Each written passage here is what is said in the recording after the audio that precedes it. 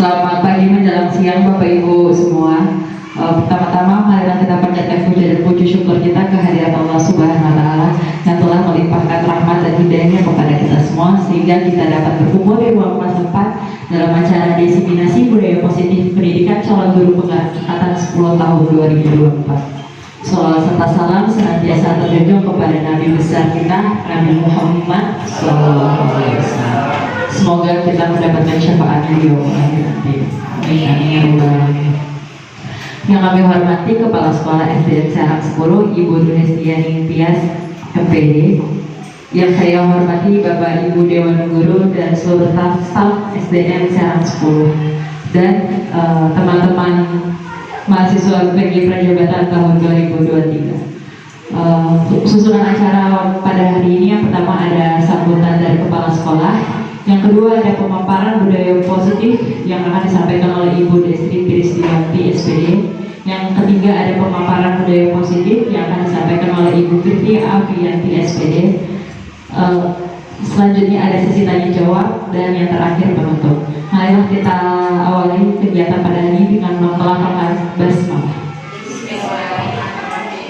Acara pertama yaitu menyanyikan lagu Indonesia Raya yang akan dipimpin oleh Ibu Yuliana Hermantandia.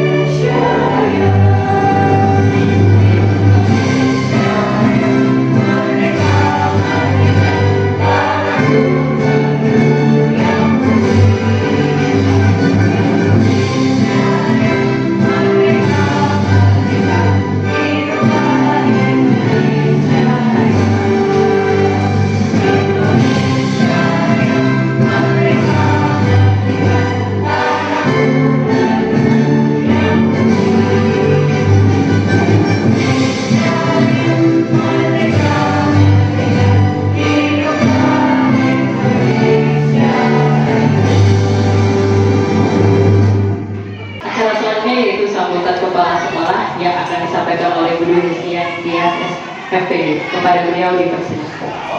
Terima kasih. Bismillahirrahmanirrahim. Assalamualaikum warahmatullahi wabarakatuh. Waalaikumsalam warahmatullahi wabarakatuh. Alhamdulillah wa syukurillah la haula wala quwata illa billah amma ba'du.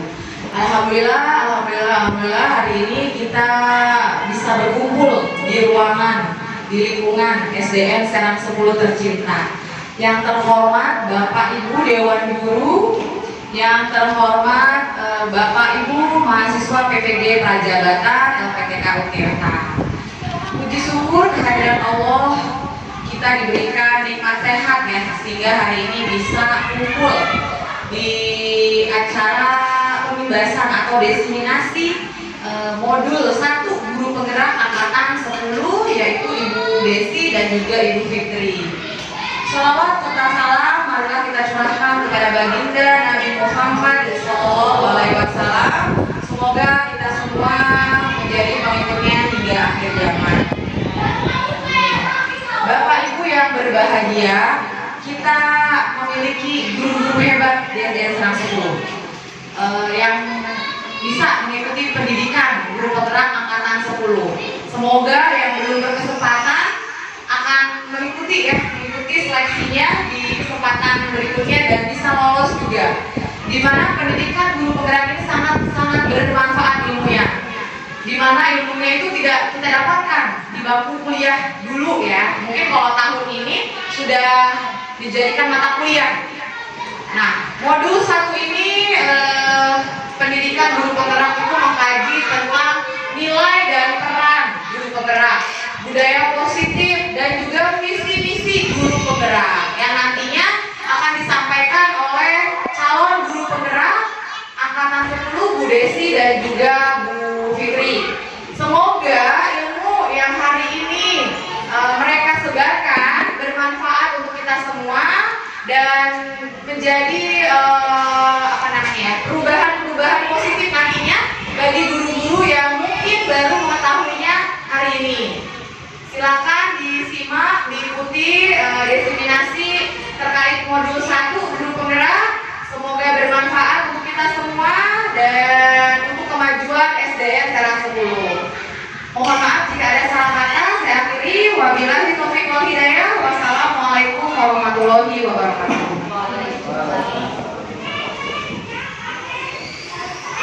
Terima kasih Ibu atas sambutannya. Selanjutnya ada acara inti yang akan dipaparkan oleh Ibu Desi Prisciwanti tentang budaya positif calon guru penggerak tahun 2024. Kepada beliau dipersilakan.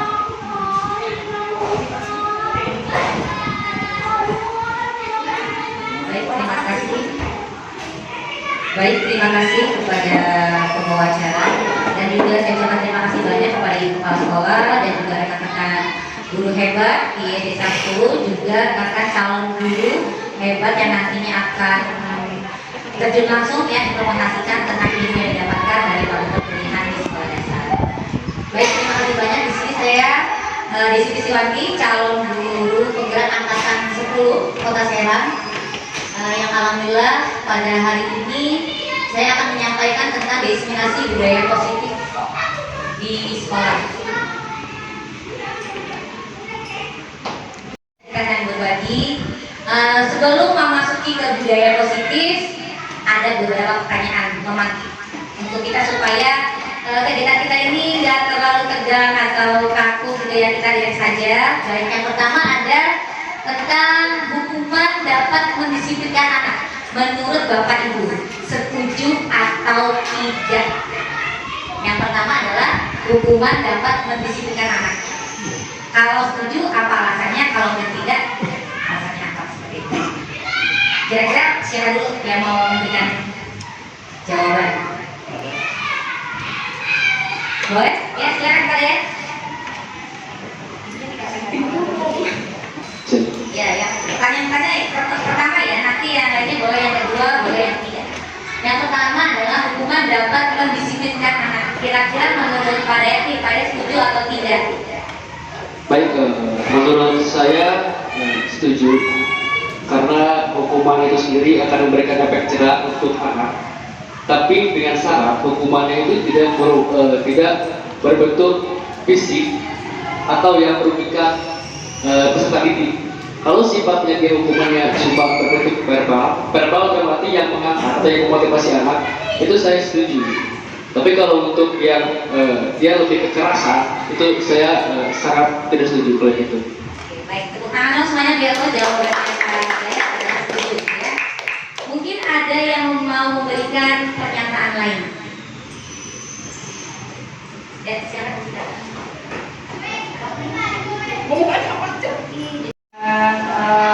Memberikan pendapat ya Bu. Ya. Untuk yang pertama, yang menantikan hukuman dapat mendisiplinkan anak sesuai dengan tadi yang sudah dijawab sama Bapak Daya. Saya setuju dengan pernyataan Bapak Daya. Kenapa? Karena jika hukumannya bersifat positif, itu akan membangkitkan motivasi anak. Seperti misalnya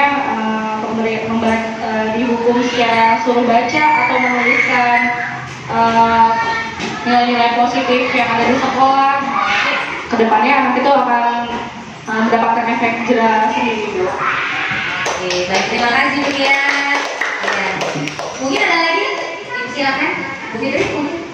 Baik, terima kasih Bu Desi telah memberi kesempatan kepada saya. Menurut saya hukuman itu dapat mendisiplinkan anak. Memang hukuman itu dapat mendisiplinkan anak. Hanya saja seiring berjalannya waktu ya Bu, kita Bagus setuju atau tidak? Oh.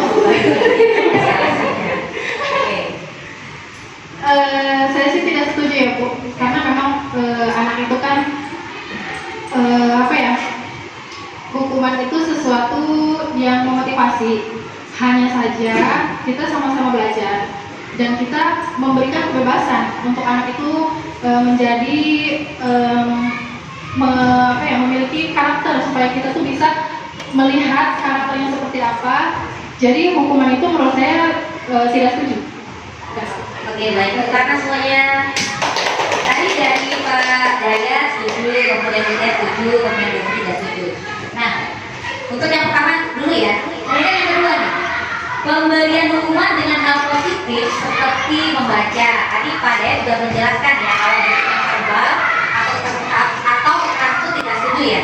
Nah, di sini kita lihat yang kedua, pemberian hukuman dengan hal positif seperti membaca atau membersihkan bangku sekolah dapat meningkatkan disiplin anak. Nah, kira-kira setuju atau tidak? Ya, silakan yang lainnya. Bu Mega, boleh?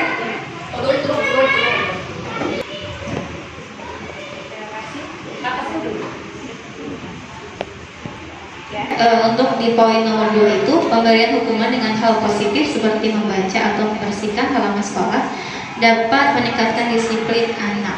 Di situ sudah dijelaskan garis bawahi disiplin anak itu kan istilahnya hal positif ya. Kalau saya sih setuju. Setujunya karena apa? Karena meningkatkan disiplin anak. Sudah jelas di situ penjelasannya bahwa anak yang melakukan atau melakukan pelanggaran jika tidak diberikan hukuman mungkin akan mengulangi lagi. Tapi jika kita memberikan hukumannya dengan hal yang positif, seperti tadi contohnya membaca, membersihkan halaman sekolah, itu kan tidak terlalu memberatkan pada anak dan tidak juga dalam arti hukuman itu tidak berupa sifat yang kekerasan ya. Yang positif seperti itu saya sangat setuju.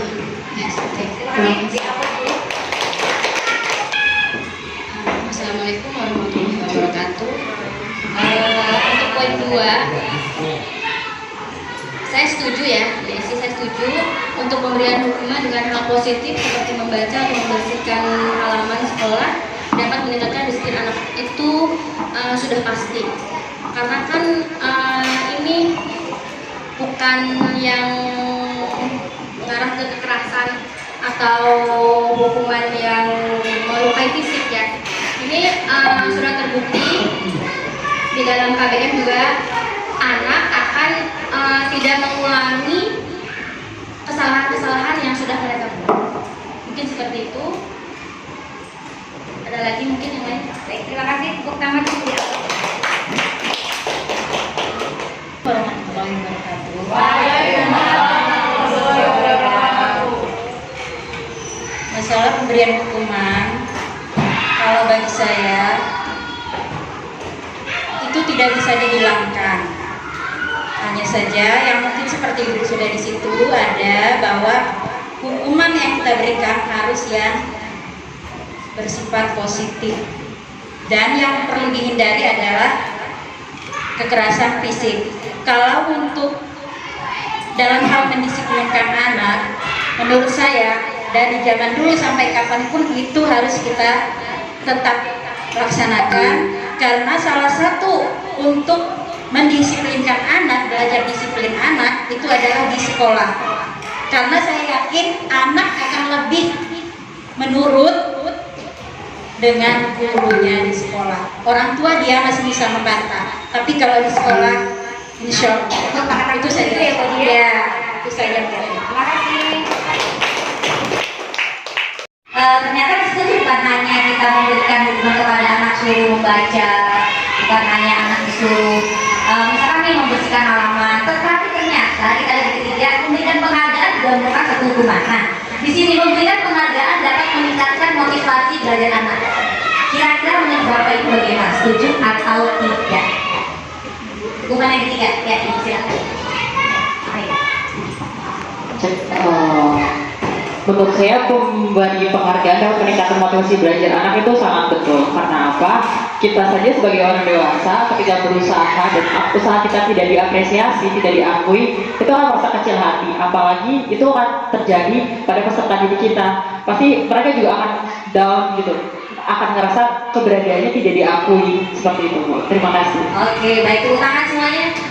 Mungkin ada lagi yang di bagian ketiga? Ya, silakan. Ya, untuk yang ketiga, saya setuju dengan memberi penghargaan dapat meningkatkan motivasi belajar anak. Karena dengan penghargaan artinya akan membuat peserta didik merasa percaya diri gitu dalam hal belajar. Namun penghargaan ini tidak harus berbentuk hadiah gitu. Ujian juga dapat meningkatkan motivasi belajar anak. Terima kasih. Baik, teman-teman semuanya, tepuk tangan buat kita semuanya. Luar biasa jawaban dari Bapak Ibu semuanya ya. Ternyata kita sebagai pendidik itu memang harus memahami hukuman-hukuman itu seperti apa, dan apakah hukuman itu boleh nggak sih diterapkan di sekolah, seperti itu, ya kan? Nah, ternyata di sini hukuman dapat menyusahkan anak. Kalau saya pribadi gitu ya, saya tidak setuju, gitu. Kenapa? Tadi benar yang dikatakan oleh Bu Sri, kita adalah meningkatkan tentang bagaimana karakter peserta didik. Yang namanya hukuman, walaupun dia memberikan penghargaan, bentuk penghargaan akan membekas di hati anak, ya kan? Namanya hukuman itu. Tapi kita lihat kondisinya seperti apa memberikan hukumannya itu. Nah, di sini hukuman dapat membersihkan anak. Anak itu tadi misalkan nih datang terlambat, kemudian nanti dia suruh masuk 10 menit kemudian, suruh nunggu di luar. Nah, seperti itu tidak boleh, gitu. Karena kita tetap memberikan haknya anak untuk tetap masuk ke dalam pembelajaran. Nah, seperti itu. Nah, hukuman itu adalah akan memberikan efek kepada anak itu trauma, gitu. Kalaupun dia akan mendapatkan penghargaan, nantinya dia akan motivasinya turun kalau tidak mendapatkan penghargaan selanjutnya. Dia akan seperti itu. Misalkan di hari ini dapat penghargaan, dia dapat coklat dari gurunya. Kemudian pada saat siapa yang bisa menjawab ini, kemudian gurunya tidak memberikan, dia akan guru nggak ngasih lagi, nggak menjawab lagi lah, seperti itu. Nah, yang dikhawatirkan adalah seperti itu. Jadi pada saat kita tidak membawa sesuatu atau memberikan sesuatu kepada sang anak, gitu ya, kepada peserta didik, dia akan membekas nih. Kemudian hukuman-hukuman yang walaupun tuh sifatnya positif, membaca, besok lagi kamu lah, nanti suruh baca lagi 10 kali, suruh nulis lagi 2 lembar. Nah, seperti itu ya. Positif, apa sih budaya positif itu? Memberikan nilai-nilai atau keyakinan dan kebiasaan-kebiasaan di sekolah yang tentunya berpihak kepada murid. Nah, agar mereka dapat berkembang menjadi pribadi yang kritis, penuh wawasan dan tanggung jawab. Nah, kebetulan di sekolah kita itu memiliki kebiasaan-kebiasaan atau keyakinan-keyakinan yang memang benar-benar sangat luar biasa. Kepala sekolah kita membuat suatu namanya slogan-slogan yang memang gampang diingat oleh anak-anak. Kita punya jamu bersibah, ya kan? Jaga mulut bersikap baik. Itu adalah satu budaya positif. Kemudian ada yang namanya Kamis literasi 10 menit ya. Nah, gitu. Kemudian ada lihat sampah ambil, kemudian ada rasi Rabu bersih, kemudian kita ada penanaman sikap jujur, kemudian peduli dengan sesama, kemudian bersikap sopan dan meminta izin pada saat pembelajaran. Misalkan nih yang terjadi di kelas kita tuh yang paling sering adalah anak-anak Bu izin ke kamar mandi, mau keluar kamar mandi, sering bolak-balik seperti itu, ya. Nah, itu kita menyarankan kepada peserta didik kita, kalau bisa setiap mau ada kegiatan apapun dia mau keluar itu harus minta izin terlebih dahulu. Kalaupun ada orang tua datang itu yang mau minta anaknya untuk dijemput bawa pulang juga harus ada izin terlebih dahulu, seperti itu.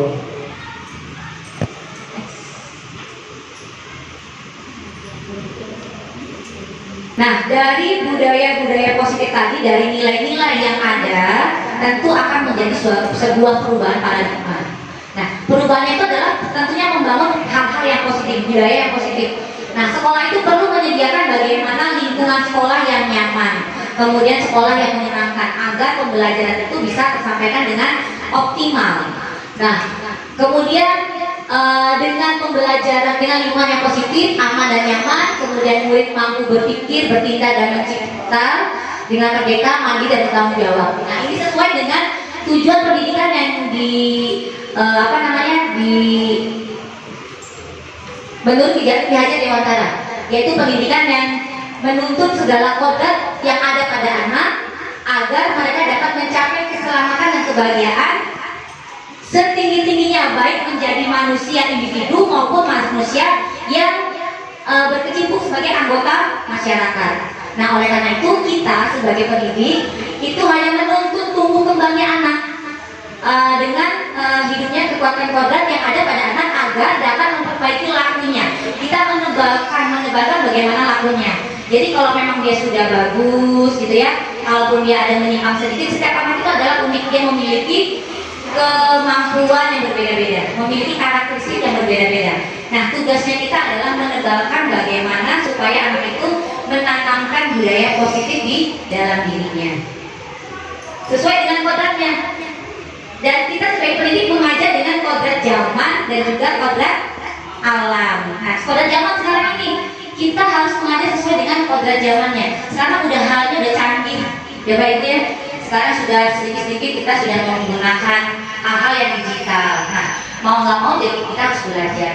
Karena kita sebagai pembelajar juga, kita bukan guru tuh benar semua, tidak.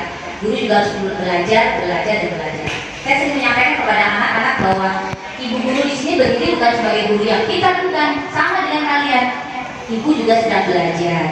Kita belajar bersama-sama, itu juga belajar bagaimana itu menjadi guru yang baik, menggunakan metode pembelajaran yang baik supaya nanti kalian juga belajarnya nyaman seperti itu. Nah, ini teman-teman, ternyata makna disiplin adalah kemampuan memerintahkan diri kita, mengontrol diri kita sendiri agar bisa mengendalikan dan menguasai emosi, kemudian memiliki tindakan yang mengacu pada nilai-nilai yang kita hargai dengan rasa tanggung jawab terhadap orang lain. Nah, ini kita juga harus menanamkan kepada peserta didik bahwa disiplin itu bukan berarti dia datangnya harus tepat waktu, datang pagi-pagi jam 6 dari sekolah. Tapi dia bagaimana punya rasa tanggung jawab dengan dirinya sendiri, bisa mengontrol emosinya.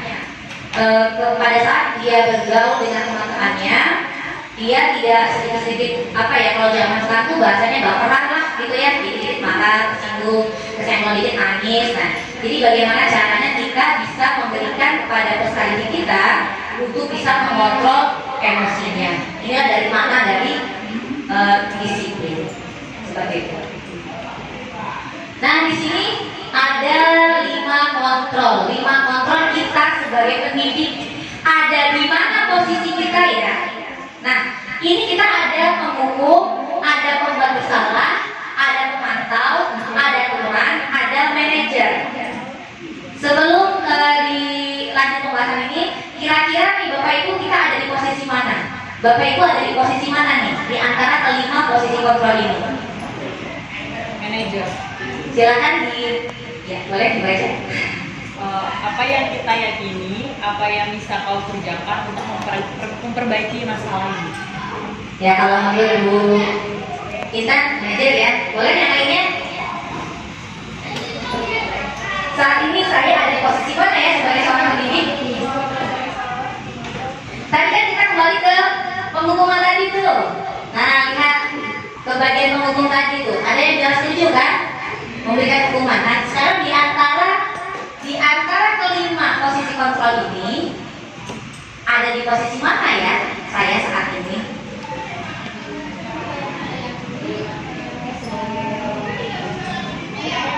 Saya coba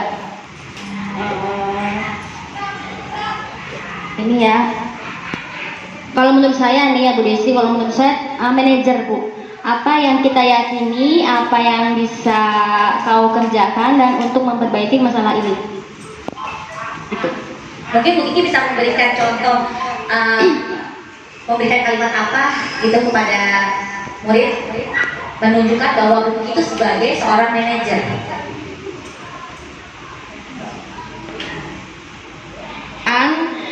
Contohnya, bagaimana kamu bisa menyelesaikan masalah ini?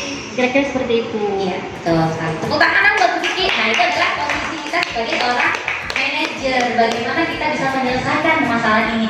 Jadi tidak langsung kita memberikan solusi. Jadi memberikan kepada siswa itu untuk mencoba menggali dirinya, potensi yang ada pada dirinya untuk memecahkan masalah seperti itu. Nah, kalau kita ada di posisi penghukum, yang tadi coba Bu Mega boleh memberikan pendapat itu tentang posisi sebagai penghukum. Tadi kan misalkan Bu Mega bilang, saya setuju nih dengan adanya hukuman walaupun sikap bersifatnya itu positif, memberikan hukuman dengan cara membaca misalkan, kemudian membersihkan lingkungan seperti itu. Nah, menurut Bu Mega bagaimana nih dengan adanya posisi kontrol yang sebagai penghukum? Jika posisi saya sebagai penghukum, yaitu di situ kan dijelaskan bahwa kalau kamu tidak melakukannya, awas ya. Nah, itu kan ada kata awas ya. Awasnya itu berupa kata ancaman. Ancaman ya pada anak bahwa awasnya itu menakutkan ya, menakutkan pada anak ya. Jangan melakukan hal itu lagi gitu tuh. Berarti sebisa mungkin kita harus menghindari sebagai posisi penghukum. kontrol penghukum. Kontrol penghukum ya. ya seperti itu. Ya, baik. Terima kasih. Ya, dan sama-sama Bu Mega. Mungkin ada lagi yang memberikan tanggapan bagaimana membuat rasa bersalah. Posisi kontrol sebagai pembuat rasa bersalah. Gara-gara kamu nih, gitu kan? Atau yang lainnya coba, boleh Bu Citra, boleh, atau Bu Tia? Kalau untuk membuat rasa bersalah biasanya kadang ini kita nggak sadar ngomong kayak tuh kan udah ibu bilangin kan tadi gitu ya, jadi coba dia kita ingetin kesalahannya gitu Bu secara nggak langsung, jadi dia merasa bersalah sendiri itu nanti bisa nangis atau keluar ekspresi yang lain, entah marah entah sedih itu. Jadi sepertinya tindakan membuat rasa bersalah ini nggak seharusnya kita lakukan gitu sama anak-anak. Terima kasih. Iya, karena nanti anaknya juga akan menghasilkan dia tuh membohongi diri sendiri akhirnya, begitu kan?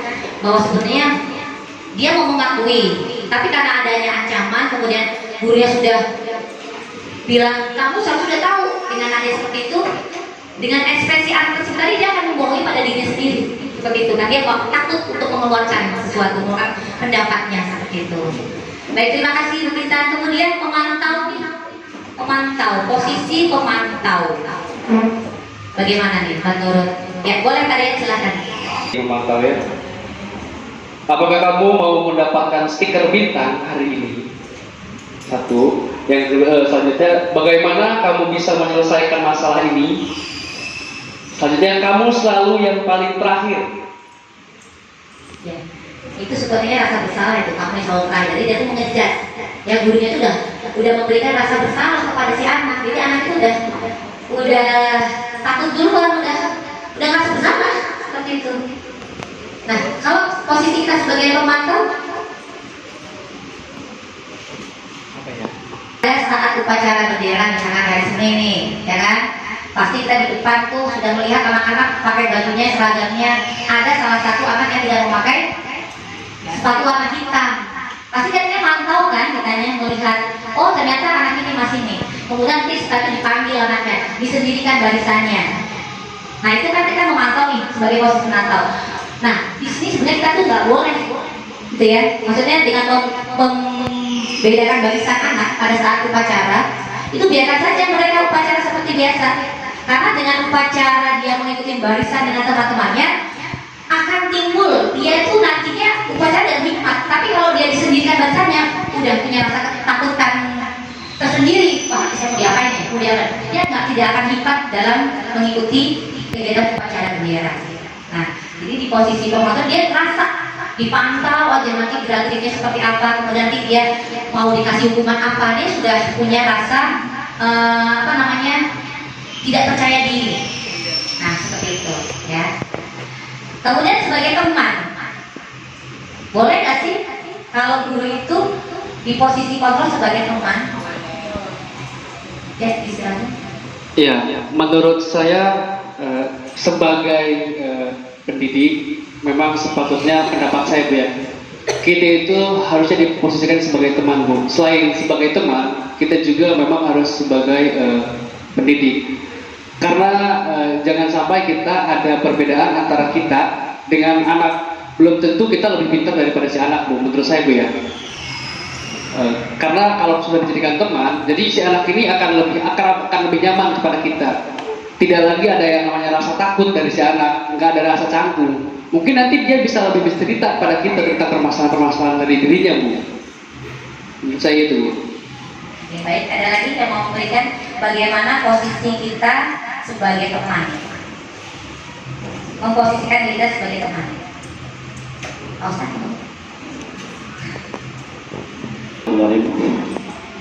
kalau saya sih guru sebagai kayaknya nggak setuju ya. Karena apa? Seorang guru kalau dengan anak didik kita ini menganggap sebagai teman itu kayaknya melunjaknya kayak apa nantinya gitu. Seperti itu. Jadi kita nggak ada wibawa sama sekali. Kalau kita guru aja. Jadi anak biar lepas sekali pada kita. Kalau kita menganggap teman kita, wah kita nggak ada apa sama sekali enggak. Gitu ya. Coba posisikan sebagai guru, sebagai pendidik, bagaimana caranya agar anak itu menghormati kita, tidak menganggap kita sebagai teman. Itu aja, terima kasih. Iya, jadi nanti terima kasih Pak Ustadz, Bapak luar biasa ya jabatan Bapak tadi. Jadi benar yang dikatakan Pak Ustadz tadi, kalau nanti kita posisinya sebagai teman, kemudian dia kuranglah rasa hormat kita ya sebagai seorang pendidik, bukan kita ingin dihormati bukan, tapi nantinya akan terjadi rasa ketergantungan. Yang tadi itu, nggak masalah nggak kayak tugas, udah kayak tempat ini. Nah, jadi dia tuh nanti akan rasa ketergantungan itu justru akan membuat hal-hal yang kurang baik gitu, karena dia menganggap dunia itu adalah teman seperti itu, bukan lagi sebagai manajer gitu ya. Nah tadi itu kurangnya rasa hormat, kemudian anak semaunya, maksudnya dia lebih nyaman kan jadinya nggak apa-apa lah, rasa marah nggak, seperti itu ya. Jadi ada 5 posisi kontrol: penghukum, pembuat rasa bersalah, kemudian pemantau, teman, dan manajer. Nah, kalau bisa sih kita ada di posisi sebagai manajer seperti itu. Nah, kontrol kita golongkan menjadi 3 bagian. Yang pertama adalah identitas gagal, yaitu kontrol di luar, menghindari hukuman, yaitu 1 penghukum, tadi posisi kontrol penghukum, dan kedua pembuat rasa bersalah. Yang kedua adalah identitas berhasil, sukses. Nah itu adalah mengharapkan imbalan tadi itu, kita memberikan penghargaan. Anak itu akan termotivasi belajarnya kalau dianya tadi dapat penghargaan. Nah besoknya guru nggak bawa lagi, dia akan kurang kan motivasinya. Kemarin saya dapat loh, nanti kira-kira guru ngasih apa lagi. Dia sudah berpikir dari rumahnya, dia sudah berangkatnya itu hanya karena ingin mendapatkan penghargaan, mendapatkan bintang, mendapatkan permen, coklat, ataupun pujian. Kalau nanti nggak dikasih, dia juga akan down nantinya seperti itu. Nah karena itu tadi, jadi identitas berhasil sukses, tapi dia mengharapkan imbalan. Pada saat dia sudah maju ke depan, bukunya nggak ngasih apa-apa nih, nggak ngasih hadiah. Kemarin saya dapat, hari ini enggak. Besoknya lagi pasti dia nggak mau, dia nggak wajib orang bukunya nggak ngasih. Nah seperti itu, ya. Nah ini adalah dia posisi teman dan pemantau. Tadi itu merasa dianya tidak dihormati guru itu karena dia sudah merasa nyaman, ketergantungan, nanti mau apa-apa, nggak akan marah, nggak enak sih nanti ngobrol lagi gitu kan, sambil ledot-ledotan, sambil namanya, karena dia sudah merasa nyaman ya dengan gurunya gitu tuh, jadi udah menganggap seperti dengan teman-temannya sendiri seperti itu. Kemudian identitas berhasil. Nah ini adalah kontrol diri, yaitu menghargai dirinya sendiri bahwa saya bisa loh menyelesaikan masalah ini. Nah dengan bimbingan guru tadi, misalkan nih, ibu yakin kamu bisa kok menyelesaikan ini, dia pasti akan berusaha dengan kata-kata seperti itu yang positif. Dia akan, ibu guru ini yang bisa memang sama saya sih, berarti dia akan berusaha dengan kata-kata ibu guru tadi. Bisa, kalau saya nggak begitu kan gimana ya. Nah dia akan timbul rasa nih untuk menggali potensinya dia sendiri. Oh ternyata ibu itu percaya sama saya, jadi dia akan menghargai dirinya sendiri untuk berusaha menggali potensinya sendiri. Dari posisi kontrol tadi tentunya kita ingin menciptakan bahwa sekarang ini diharapkan adanya profil pelajar Pancasila, memiliki karakter-karakter yang baik. Anak-anak Indonesia memiliki nilai-nilai yang ada di profil pelajar Pancasila: beriman, bertakwa kepada Tuhan Yang Maha Esa, berakhlak mulia.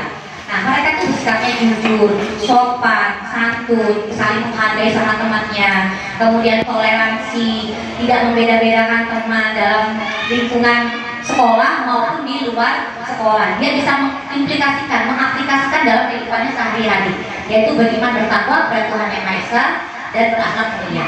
Kemudian mandiri. Mandiri itu berarti anak itu sudah bisa mengerjakan tugasnya sendiri. Kemudian dia bertanggung jawab dengan oh iya besok ada tugas ini, dia sudah bertanggung jawab nih, mandiri tanpa harus lagi diberi pengingat sama gurunya ataupun sama orang tuanya. Sudah bertanggung jawab dan mandiri dengan apa tugas yang memang harus dikerjakan. Kemudian bernalar kritis. Nah, di dalam kondisi pembelajaran di kelas, pada saat anak kita menyampaikan pembelajaran ataupun baru kita membuka, oh judulnya kita hari ini Indonesiaku Kaya Budaya, anak itu langsung nyambung, dia akan belajar untuk bernalar kritis. Indonesia kaya budaya, Bu, Indonesia berarti kaya dong budayanya. Iya, karena Indonesia banyak ragamnya, banyak budayanya. Kemudian oh ya Bu, Indonesia kan banyak agamanya, itu dia nanti akan bernalar kritis gitu. Kemudian berkepimpinan global, tadi itu dia saling menghargai, menghormati orang lain, tidak membeda-bedakan teman, tidak membeda-bedakan suku, agama dalam dia bergaul. Kemudian tidak mengejek temannya walaupun berbeda agama, apalagi yang berbeda warna kulit misalkan nih. Nah, aku hitam bisa nggak mau berteman sama dia, gitu. Nah, di sini diharapkan dengan berkepimpinan global, saling adanya rasa rukun, damai, kemudian toleransi tercipta bukan hanya di lingkungan sekolah, tapi bisa mengimplikasikan dalam kehidupan sehari-hari. Kemudian bergotong royong. Nah, ini bergotong royong sebagai tadi yang kata Ki Hajar Dewantara, baik sebagai manusia individu maupun sebagai manusia anggota masyarakat. Nah, sebagai anggota masyarakat nanti misalkan dalam di kehidupannya sehari-hari ada kerja bakti, membersihkan selokan segala macam, anak bisa ikut kerja bakti bersama-sama. Di sekolah apa gotong royongnya? Bisa membersihkan sekolah, tiket kelas seperti itu. Kemudian dalam kerja kelompok, nah itu juga termasuk dalam kegiatan bergotong royong. Selanjutnya adalah kreatif. Nah, kreatif di sini anak-anak pada saat mereka mendapatkan tugas baik kelompok maupun individu, mereka bisa menciptakan sesuatu yang baik, yang bagus, dengan berinovasi, kreatif. Kemudian melihat kelasnya nih, saya ingin punya impian kelas yang bagaimana ya? Oh Bu, saya tuh pengen kelasnya tuh nyaman, indah dilihat seperti apa. Dia kreatif membuat hiasan-hiasan, ditempel-tempelkan, kemudian dia kreatif dengan misalkan dalam menggambar itu juga bisa, baik dalam kegiatan non akademik maupun akademiknya, gitu. Nah, materi terakhir adalah tentang kebutuhan dasar manusia. Ternyata setiap manusia itu memiliki kebutuhan yang berbeda-beda sesuai dengan kondisi dan juga situasinya. Yang pertama adalah bertahan hidup. Bertahan hidup itu contohnya apa sih? Kebutuhan yang menjadikan kita bertahan hidup pasti adalah kesehatan. Ya kan mengikuti ya, kesehatan itu sudah pasti. Kemudian rumah untuk bertahan hidup. Kemudian makanan. Nah, seperti itu makanan pokok, kebutuhan pokok gitu ya, untuk bertahan hidup. Itu termasuk dalam kebutuhan fisiologinya. Kan? Kemudian love and biologi, nah ini kasih sayang dan rasa yang diterima. Nah, kalau di dalam kelas biasanya nih, di dalam kelas itu anak mencari atau membuat masalah. Karena apa? Ternyata dia itu ingin mendapatkan perhatian. Nah, biasanya anak itu usil atau dia membuat masalah baik dengan temannya atau gurunya. Ternyata dia sendiri itu sedang tadi memenuhi kebutuhan dia sebagai kebutuhan kasih sayang dan rasa yang diterima gitu. Makanya dia membuat masa itu ingin diperhatikan seperti itu. Kemudian kebebasan, freedom. Nah, misalkan contohnya nih di dalam kelas, anak itu dibawakan makanan bekal sama orang tuanya, setiap hari dibawakan makanan. Suatu hari di kelas itu anak mencoba makanan temannya. Dia ingin kebebasan untuk tidak makanan ibunya aja, itu lagi. Nah, jadi dia ingin mencicip punya temannya, makanan punya temannya, karena dia ingin merasakan kebebasan. Nah, itu adalah salah satu adalah bagaimana dia sedang memenuhi kebutuhan dasarnya, yaitu kebebasan. Kemudian fun dan enjoy ya, kesenangan di sini, kenikmatan dan kesenangan. Dia merasakan tadi tuh makanan punya temennya, gitu kan? Dia merasakan enak loh, senang gitu. Kemudian mengganggu temennya, diusir. Kalau temennya wajahnya lagi cemberut, ih lucu banget ya. Dia senang ya temennya kalau lagi cemberut tuh dia senang. Berarti dia sedang dia sedang memenuhi kebutuhan kesenangannya dia, karena dia senang lihat temannya kalau mukanya cemberut, ih lucu banget ya, kayak baru ini lucu banget. Nah itu, jadi sedang memenuhi salah satu kebutuhan dasarnya, yaitu kesenangan. Kemudian power, kekuasaan. Nah di sini kekuasaan dirinya, aku mau jadi ketua kelas, pokoknya harus jadi ketua kelas. Dia merasa hebat di dalam kelas gitu. Kemudian dia akan merasa bahwa dirinya tuh kalau sudah memarahi salah satu temannya akan nurut sama dia, karena dia punya kekuasaan tadi. Dia merasa hebat, merasa dia itu keakuannya. Kemudian dia merasa bahwa dirinya itu punya kekuatan, bisa mempengaruhi orang lain. Nah seperti itu. Jadi kebutuhan 5 dasar manusia ada bertahan hidup, kasih sayang, kebebasan, kesenangan, dan penguasaan. Baik, teman-teman, terima kasih. Itu tadi yang bisa saya sampaikan tentang budaya positif dan juga tentang kebutuhan dasar. Nah ini ada speaking, boleh ya kita biar nggak terlalu panjang. Clue-nya, nah ini nih. Clue-nya adalah 1 tahun ada 12 bulan. Ya kan? 1 tahun ada 12 bulan. Misalkan nih, bulan Januari, ya kan? Saya ada di Surabaya. Pak Dayat ada di Surabaya, Januari. Kemudian bulan Februari ada di Denmark misalkan. Pak Dayat ke Denmark. Ini kita kelilingnya tuh seluruh dunia lah pokoknya. Kira-kira di bulan Maret ada di mana ya? Januari ada di Surabaya. Nah, Februari ada di Denmark nih, Pak Dayat.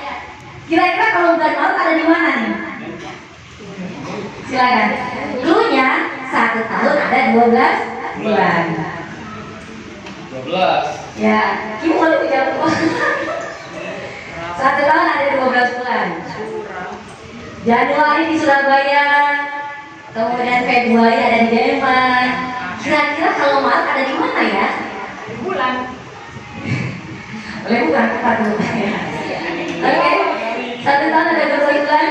Yang dapat di TikTok apa ya? Iya memang. Maret yang ketiga ya, bulan ketiga. Iya. Bulan ketiga. Ada di mana ya kira-kira ya? Ada di mana Maret? Maret ada di mana? Kalau di rumah. Hari kalender kali. Oke, bisa. Januari ada di mana? Januari ada di Surabaya. Bulan Februari di Denmark. Bulan Maret ada di mana? Medan. Medan? Kurang tepat. Oh, ada. Ya. Aku bisa jawab Medan. Clue-nya 1 tahun 12 bulan. Beda kali ini zaman sekarang ini. Beda ini. Boleh. Ini brainstorming. Oke. Ini SBK-nya brainstorming. Yang 1 tahun 12 bulan. Yang pertama Januari ada di Surabaya. Mana? Maret ada di Februari di Denmark atau di Dili boleh. Gitu kan? Pokoknya keliling dunia lah. Keliling Indonesia boleh, keliling dunia boleh. Kemudian Maret nih, kira-kira mau kemana ya? Ada di mana nih? Tapi kan si Surabaya sendiri. Ayo. Ada di mana ya? Gimana Pak Edi? Bulan Maret? Mikir. Ayo. Nah, kemana-mana dapat uang soalnya. Maret ada di Indonesia. Maret ada di Turki. Tepuk tangan bagi kita semuanya. Ya. Kok bisa sih Turki? Bisa Turki? Boleh Tibet, boleh Turki. Maret kan 3. Oke, jadi diawali dengan huruf yang Nomor 3 kan T, 3. Oke. 1 Januari 1 S Surabaya. Februari 2 G Denmark. Atau apa jadi boleh. Seperti itu. Umurnya 1 tahun 12 bulan. Oke, baik teman-teman semuanya.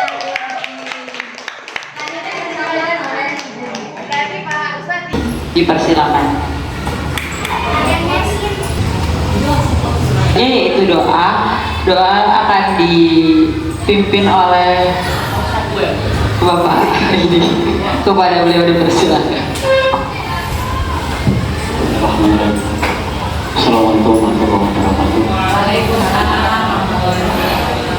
Astagfirullahaladzim. Allahumma salli ala sayyidina Muhammadin fil awwal wa akhir wa sallim. Wa rabbana tabaraka wa kulli sahabati rasulillah ajma'in. Amin amin amin. Alhamdulillah rabbil alamin. Syakirin alhamdulillah. Alhamdulillah ma yuqafuna billah. Ya rabbana lakal hamdu kama yanbaghi li jalali wajhika al-karim wa 'azimi sultanik. اللهم صل على سيدنا محمد صلاة تنزل بها الجاهلين والمغفر وتقول لنا بها جامعة الأنجاب وتطهرنا بها من جميع الشيئات وتركنا فيها خير وعلى درجات وتباركنا بها ويأتي من جميع الخيرات في الحياة والآخرة على كل شيء قدير. اللهم إنا نسألك سلامة في الدين والدنيا وخيرا وعافية في الجسد وفي العلم وبركة في الرزق وتوبة قبل الموت ورحمة في الموت ومغفرة للموت. اللهم أعن علي بشكر الموت ونجاة من النار والعفو والحساب. ربنا لا تزغ قلوبنا بعد إذ هديتنا وهب لنا من لدنك إنك أنت الوهاب. ربنا هب لنا من أزواجنا وذرياتنا قرة أعين واجعلنا للمتقين إماما. ربنا ظلمنا أنفسنا وإن لم تغفر لنا وترحمنا لنكونن من الخاسرين. ربنا يا الله آتنا في الدنيا حسنة وفي الآخرة حسنة وقنا عذاب النار.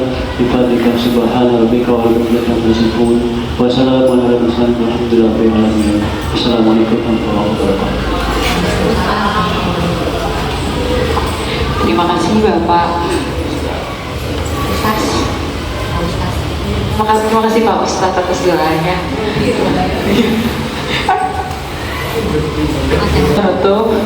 Mari kita tutup acara ini dengan melafalkan hamdalah. Alhamdulillahirobbilalamin. Terima kasih Bapak Ibu atas kehadirannya. Saya mohon maaf apabila ada kesalahan dalam bertutur kata, dan kepada Allah saya mohon ampun. Wabillahi taufiq wal hidayah. Wassalamualaikum warahmatullahi wabarakatuh.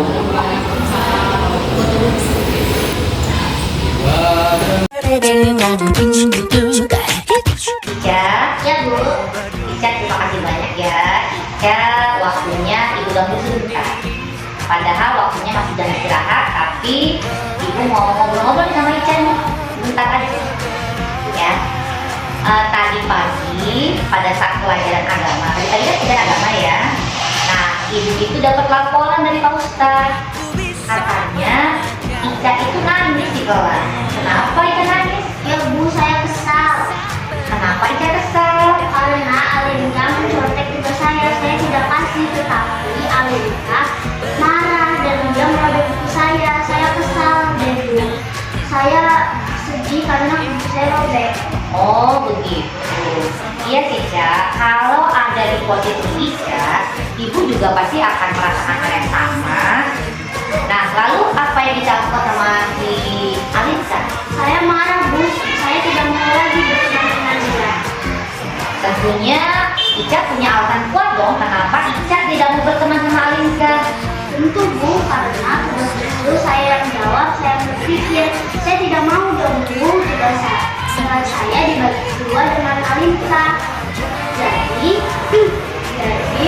Alinka, tetapi Alinka sudah meminta maaf pada saya. Dia tidak sengaja merobek buku saya. Oh begitu. Nah sekarang kan Ica sudah tahu alasannya. Kenapa si Alinka merobek buku Ica ya kan? Nah ternyata tidak sengaja ya tadi ya. Nah menurut Ica, Ibu menghargai apa yang sudah Ica lakukan. Ica tidak melakukan hal-hal yang lebih dari itu. Nah sekarang coba Ica pikirkan, kalau Ica sedang marah dan Ica merobek bukunya si Alinka, apakah sesuai dengan keyakinan kelas kita? Tidak, Bu. Nah, menurut Ica, keyakinan kelas apa yang sudah kita sepakati? Saling menyayangi dan menghargai. Nah, kita sudah tahu ya, saling menyayangi, menghormati adalah salah satu dari isi keyakinan kelas kita. Menurut Ica, apakah saling menghormati dan menyayangi itu penting? Penting. Nah, kalau sekarang menurut Ica penting, apa tindakan yang akan Ica lakukan saat Ica sudah marah? Saya akan bersabar, Bu. Oh gitu, baik ya. Nah, jika Ica meyakini, apakah Ica bersedia memperbaiki atau memaafkan si Alika? Bersedia, Bu. Bersedia, baik. Terima kasih Ica. Ica mau memaafkan siapa tadi? Si Alika. Memaafkan itu adalah hal yang perbuatan yang sangat mulia, sangat baik ya Kak ya. Nah kalau gitu nanti Ibu mau lihat Ica dengan Alinka teman lagi ya. Nah kalau seperti biasanya karena Ica sama Alinka ini kan Ibu lihat selalu bersama, sering bergurau begitu ya. Tadi ada kesalahan ya. Baik Ica, terima kasih banyak atas waktunya. Kita boleh istirahat lagi ya.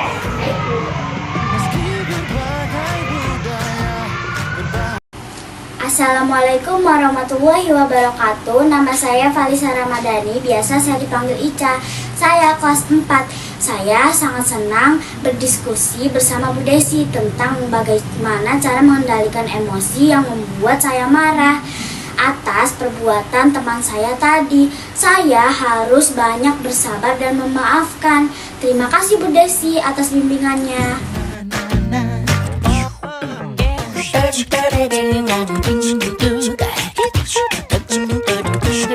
Semua murid, semua guru, semua murid, semua guru, semua murid, semua guru. Baik anak-anak semuanya, hari ini kita akan membuat keyakinan kelas. Boleh kalian tuliskan apa keinginan kalian di post-it ini. Nanti kalau sudah saya katakan di papan tulis ya. Ibu bagikan. Oh nanti ini kan ada lemnya nih, bagikan kami ya. Semua guru, semua murid, semua guru belajar bergerak. Semua murid, semua Oke, sudah semuanya. Baik, sekarang boleh ditempelkan di papan tulis. Nah, sini ya. Untuk kesepakatan kelas kita.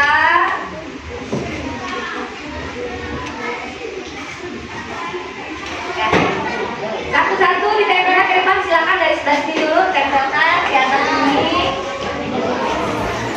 semua murid, semua guru, semua murid, semua guru, semua murid, semua guru, semua murid, semua guru, semua murid, semua guru, semua murid, semua guru belajar. Dari apa yang sudah kalian di sini tuliskan dari tempelkan, kita akan ambil nih kesepakatan, ya. Kita ambil kesepakatan kita nih menjadi keyakinan kelas. Kita tempelkan di sini.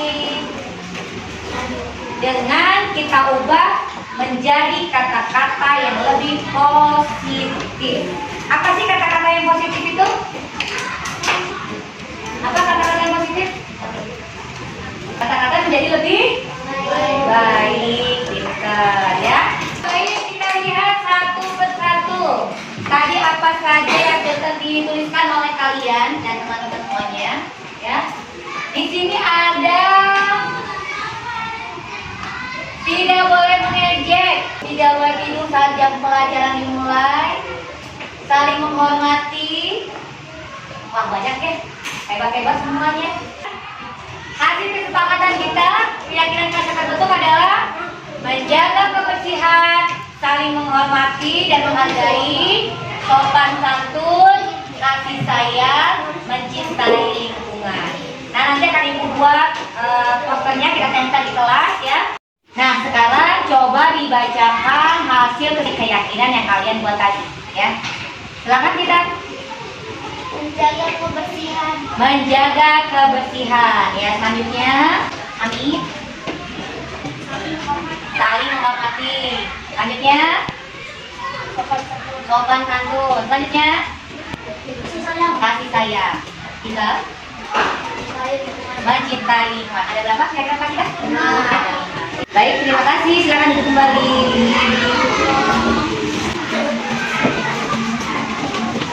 Atau keyakinan kelas kita sudah terbentuk tentang keyakinan kelas kita, dan ini yang harus kita sepakati bersama. Oleh karena ini itu harus dikukuhkan dengan tanda tangan semuanya. Ya, baik. Nanti tanda tangan ada satu ya. Silakan dari barisan sini. Semua murid, semua guru, semua murid, semua guru, semua murid, semua guru, semua murid, semua guru, semua murid, semua guru, semua murid, semua guru.